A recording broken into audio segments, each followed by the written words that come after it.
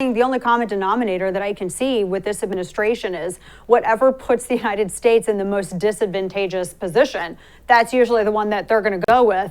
That's the only cohesion that I can see in all of this. And I kind of wanted to get your thoughts on this because I don't know who's driving this bus.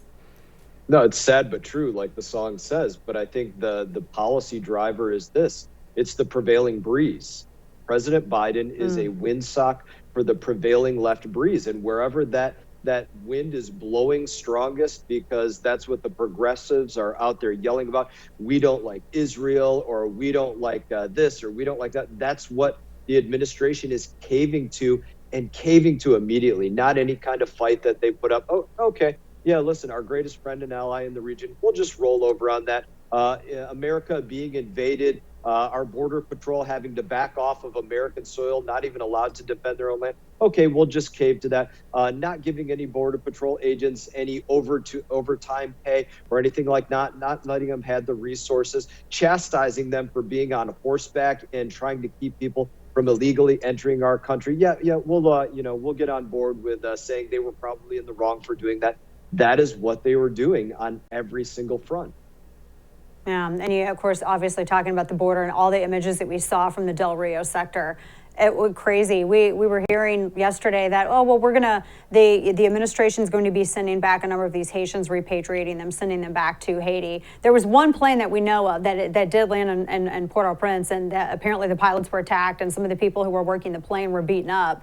Someone was bitten. I saw some video. But by and large, apparently people have just been dropped off. They've been loaded onto buses, and it's a great optic for the press that's now all there, finally at the border. Everybody, I guess, got jealous of Bill Malugin and the coverage that he was getting. So now all the press shows up and they load people on the buses, and it looks like the buses are driving off to take people, I guess, to go back to, there's so many questions here. I guess they think that they're going to take them to the airport, flying back to Haiti, but instead what we've been learning is that they've dropped a number off in the Rio Grande Valley sector. They've dropped other people off. I mean, they've taken them from Del Rio, yes, but they've taken them to other parts of Texas, and then they get on other transportation and then go throughout the country. That's kind of a problem, especially, Congressman. We're told we're in a pandemic. If you want to come back into the country, you have to show your vax pass or show proof of a negative test or something. But if you were to just, kind of skip on over the dam down there in Del Rio, all's well and good.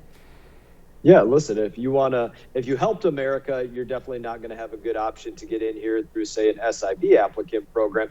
But if you want to come squat in America, hey, just come on over the border illegally and find a place to go squat. And by the way, you'll probably also get a lot of free taxpayer-funded medical care, free for you, not free for the taxpayer. They'll pick up the price for it. A bus ticket, a plane ticket, an allowance for you to go somewhere else. Or at minimum, we're going to have to pay the cost for you to go all the way back to Haiti. But think about how much of an invitation President Biden really had to create for people to come into America illegally for Haitians that are right off the Florida shore, right? I mean, in Florida, we're used to them trying to come over by boat, those from Cuba, those from Haiti, those from other places. They're going all the way over through South Central America, in some cases coming through Brazil, Colombia, other places, you name it, all the way up through there, because the cartels will take them through that. They'll pay the cartels instead of just crossing the water into Florida. That's how much of an invitation there is on our southern border, that they're making that entire trek across South Central in order to get into America. That's how open it is. Yeah, it's unbelievable. The number that apparently was under the bridge the other day, 14,800, there are towns in Texas that aren't even that big. I know there's towns in Florida that aren't even that size, 14,800 people. And I think of that group, only 500 were actually deported.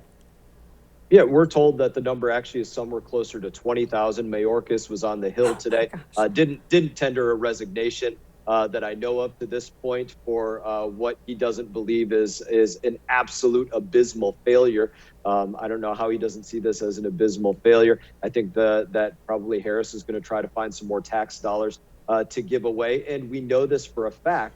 We're also on the Hill right now working on the National Defense Authorization Act and other pieces of legislation that literally have dollars in them to move towards amnesty, to move towards green cards for those coming into the country illegally through reconciliation and these other things that are going through the Hill process this week. So it's not surprising whatsoever. And it shouldn't be surprising to anybody that pays attention to politics after what you've seen with DC statehood and changing voting laws and a number of different efforts, that probably sometime between now and November of 2022, you will see a massive effort to do a massive amnesty program for all of these folks that they are letting in illegally, not just Haitians, but those coming in from across South Central.